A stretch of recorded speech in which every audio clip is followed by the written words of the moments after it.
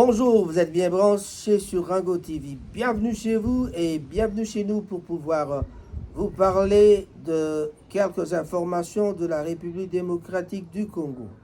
Vous êtes bien branchés sur Rango TV avec votre présentateur Raphaël Gomansassa. Quelques infos sur la politique de la RDC.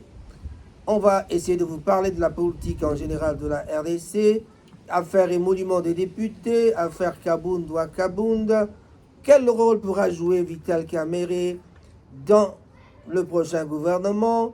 Distraction ou pas, on nous parle de l'Est, mais on ne comprend absolument rien. Coopération Congo-Russie. Fachi Béton toujours en forme, en tout cas, on le voit par-ci par-là. Vraiment, il est en forme. La diplomatie continue à battre son plein, mais en tout cas, il nous est difficile de déterminer que se passe-t-il en République démocratique du Congo. Qu'est-ce qui se passe en République démocratique du Congo? Voilà. Affaires et monuments des députés. On en parle, on fait des commentaires par-ci par-là. Est-ce que vraiment Makambo Nini Makambo est député wana? Est-ce qu'il faut vraiment qu'on en parle ou pas? Vrai ou faux, les députés touchent 21 000 $ comme émolument par mois. Voilà. Il y a une discussion. Est-ce vraiment un vrai débat ou un faux débat? On se dira que parfois il y a des gens qui disent bon, c'est un faux débat. Pourquoi? Parce que les députés font leur travail et ils méritent un salaire. Ils méritent un salaire, oui, mais est-ce vraiment ils gagnent 21 000 $?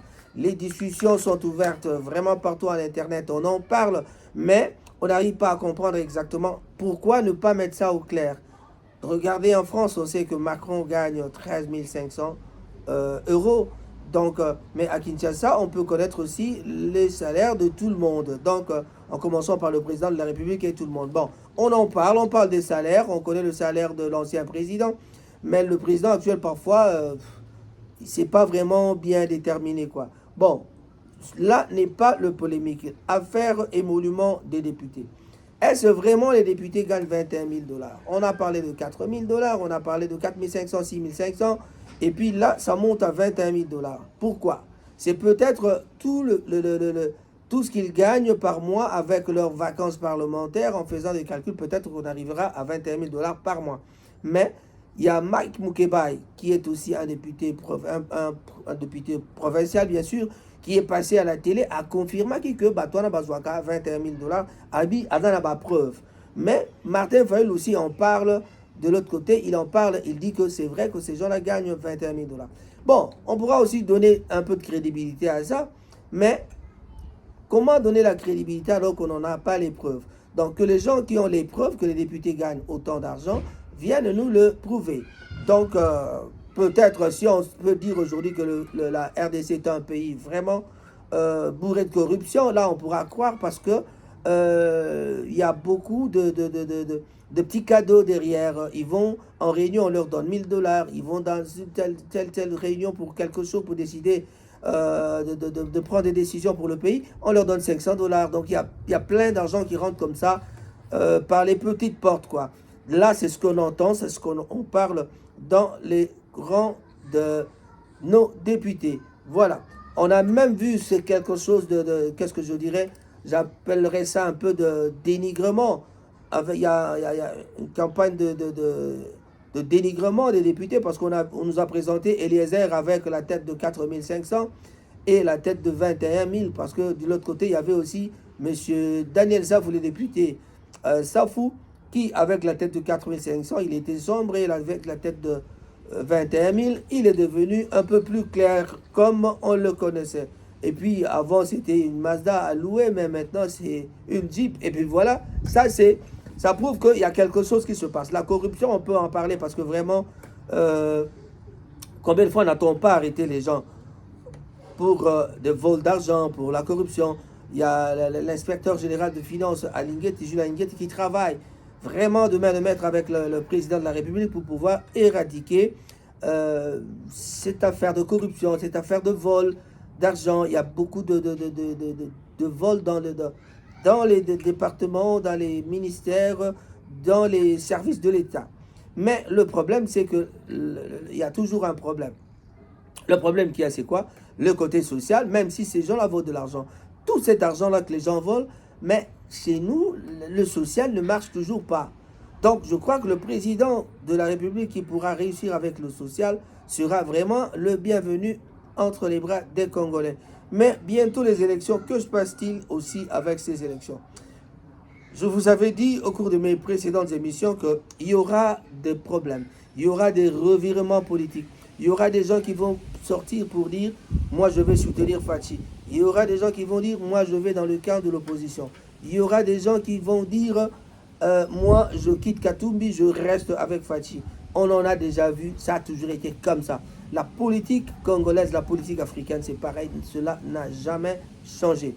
Alors, comme ça ne change pas, que se passe-t-il? Que devons-nous faire pour pouvoir... je crois que le mieux serait de trouver un peu une nouvelle classe politique. La nouvelle classe politique, on en a parlé depuis longtemps, il faut une nouvelle classe politique. C'est quoi la nouvelle classe politique? Les jeunes qui ne sont pas corrompus, nous sommes corrompus moralement. Les gens sont corrompus moralement. Donc, tout celui qui viendra au pouvoir, même si c'est une jeune classe politique, ils viendront pour pouvoir travailler pour leur compte. Mais le système qu'ils trouvent là-bas, c'est ça le système qu'on doit essayer d'éradiquer. Le système politique est là, mais ce qui se passe en réalité, c'est vraiment difficile à accepter et c'est vraiment difficile d'éradiquer. Donc, nous sommes toujours dans une situation, on tourne en rond, on n'arrive pas à comprendre que va-t-il se passer avec la politique congolaise.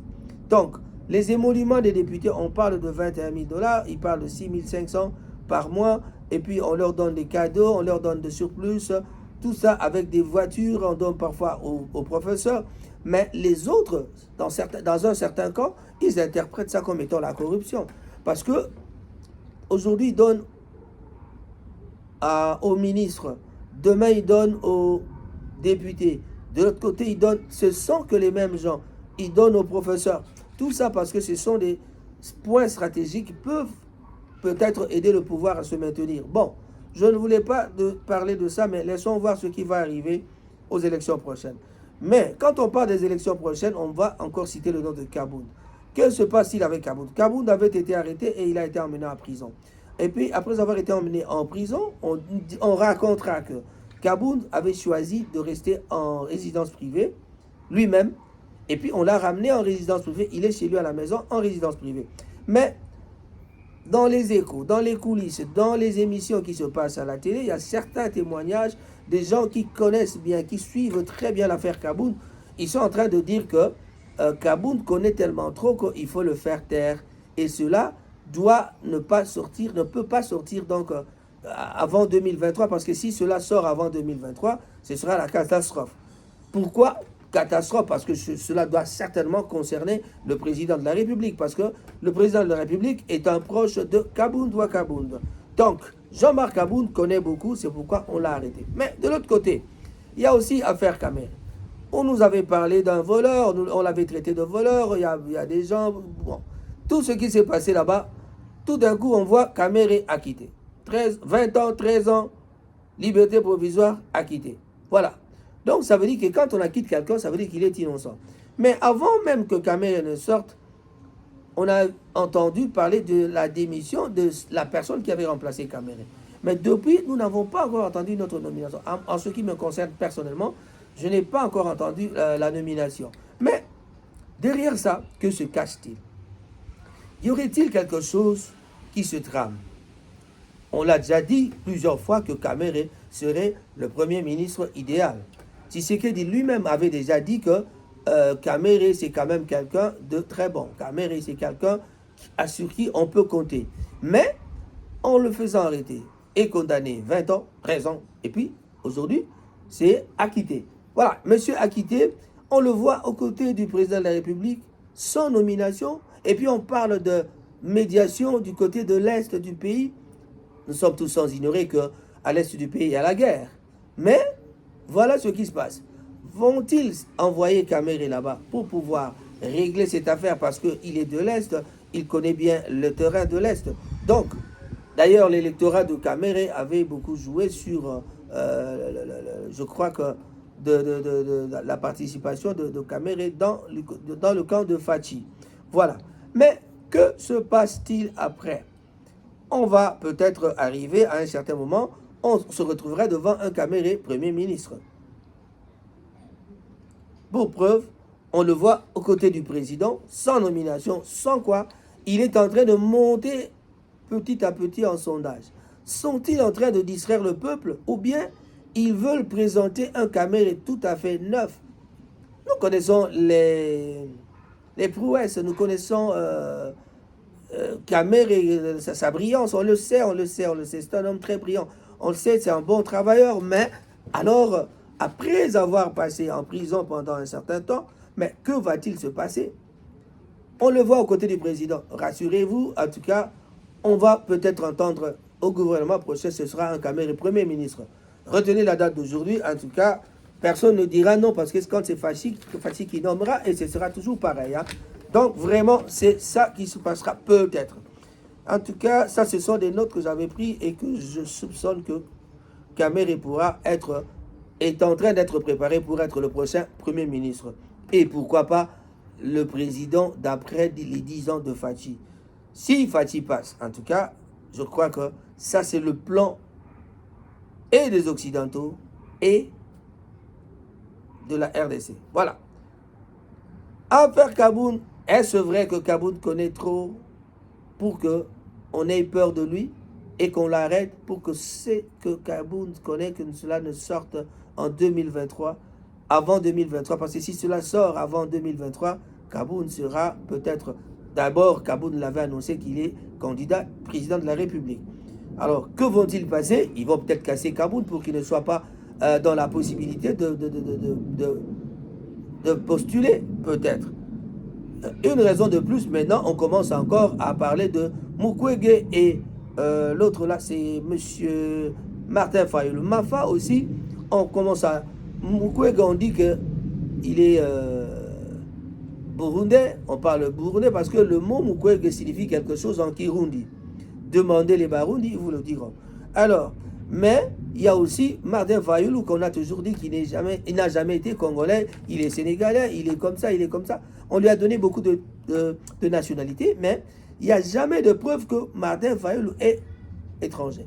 Ils ont essayé d'aller le contacter, on lui a parlé en plusieurs langues, il n'a pas su parler dans aucune langue de Bandundu. Ça, c'est un témoignage qui se passe dans une émission. Voilà.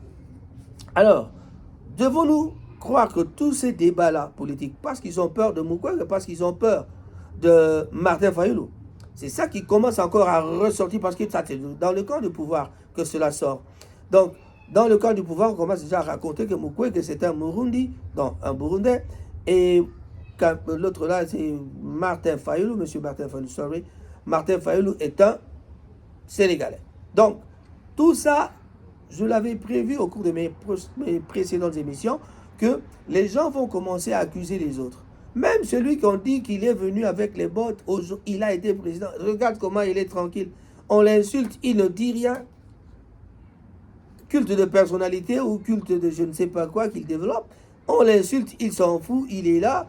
Il a d'ailleurs un accoutrement un peu drôle que les gens ne comprennent pas. Mais de l'autre côté, il y a un Fachi qui, lui, c'est véritablement Nakin avec des habillements super cool, Weston, Namakolo, John, Lobeza, Robetama. Mais que se passe-t-il au Congo? Alors, que va-t-on voir à la fin? Et que va-t-on voir en 2023? On vient de nommer 22 mandataires. Que se passera-t-il? Regardez, il y a des mandataires, on raconte que oui, ce sont aussi des jeunes, c'est une nouvelle classe politique, mais ce sont les jeunes classes politiques qui ont déjà fait de bévues, qu'il y a des bévues quelque part, quoi. Bon, ça c'est pas mon jugement, mais ce que nous sommes en train de lire sur Internet. Eh bien, quel rôle pourra jouer Kamere? Alors, tout ce qu'on voit maintenant quand on parle de l'Est, nous nous posons la question de savoir, est-elle une distraction? Est-ce une distraction? Ou alors, on nous présente déjà, on est en train de laver Kamere comme il faut, parce que certains disent qu'on est en train de laver Kamere, mais pour nous, nous savons que la justice l'avait acquitté. Et bien voilà, on va déjà lui donner un poste de la médiation, il va aller au Kivu à l'Est. Mais quand on parle du Kivu, on pense à Minembwe. Que se passe-t-il à Minembwe? Les gens à Minembwe, on sait déjà que les Rwandais se sont installés à Minembwe. Mais, ah non, Bunagana. Affaire Minembwe, c'était avant. Mais à Bunagana, on sait que Bunagana, il y a déjà les Rwandais qui sont là.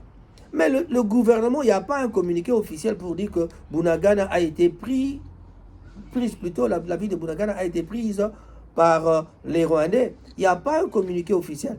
Le gouvernement semble ne pas reconnaître ça. Mais on en parle même à l'étranger, on lit dans les infos, et on a eu des coups de fil des gens qui habitent à Bunagana. Ils sont en train de chasser les Congolais qui sont là. Ils sont en train de tuer les Congolais qui sont là. En train d'installer aussi les Rwandais par là. Donc, devons-nous dire que le gouvernement est complice? Ça, je ne le dirai pas en tout cas. Mais nous sommes en train de nous poser la question de savoir que se passe-t-il.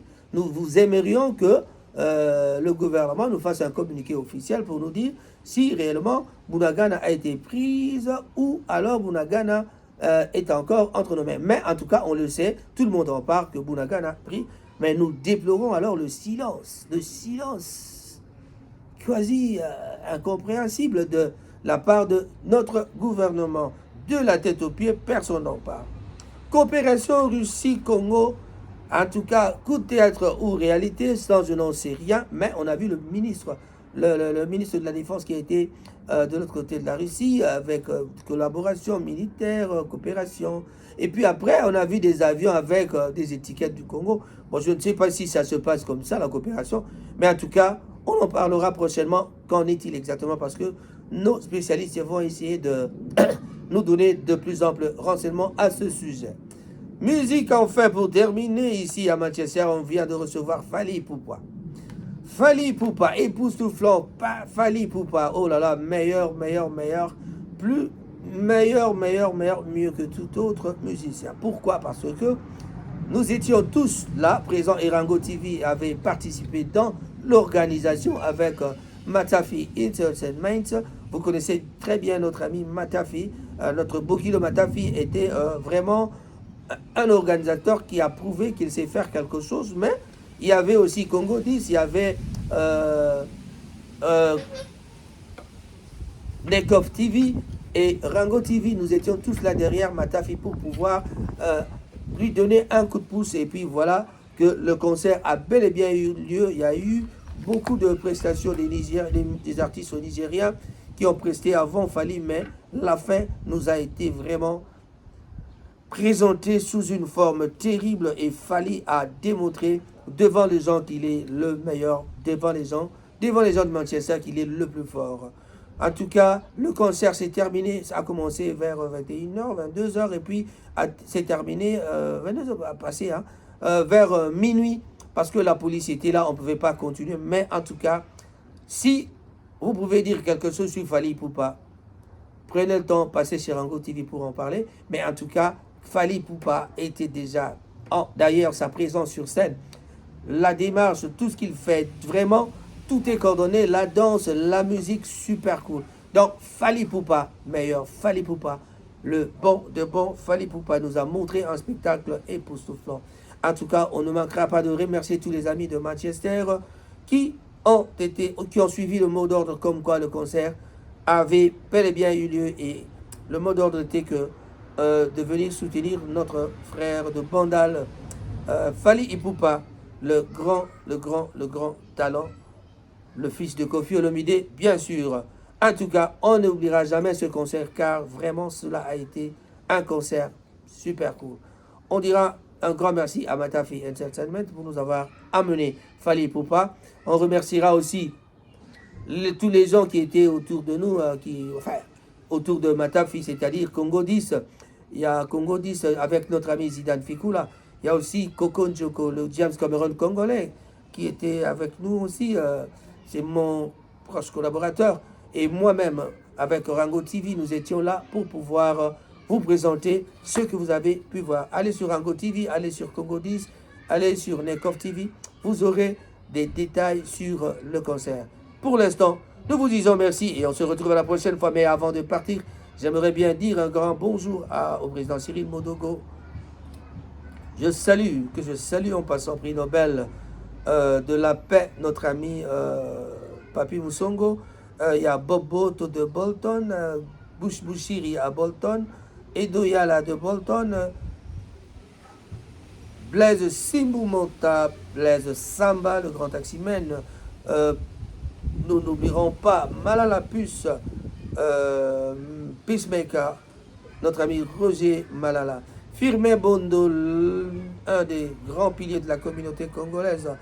Nelly Makangila, Claudine Makangila, Mamandouzi Moussaï Timba Moussaï, Néné Kapaya, un grand bonjour à vous. Nous disons un grand bonjour à tout le monde. Guy Bouchard Molongo, on citera encore ce garçon. Il est vraiment l'homme des actions concrètes, comme je l'appelle. Mama Lisa Punga, nous disons un grand bonjour. Maggie, Ballon d'Or, la femme de Prince Mabika. Tous ces babas, un grand bonjour à toi. Papi Kiba, vraiment alongside. Nous disons un grand bonjour à toi aussi. John Macro, Jean Macro à Kinshasa.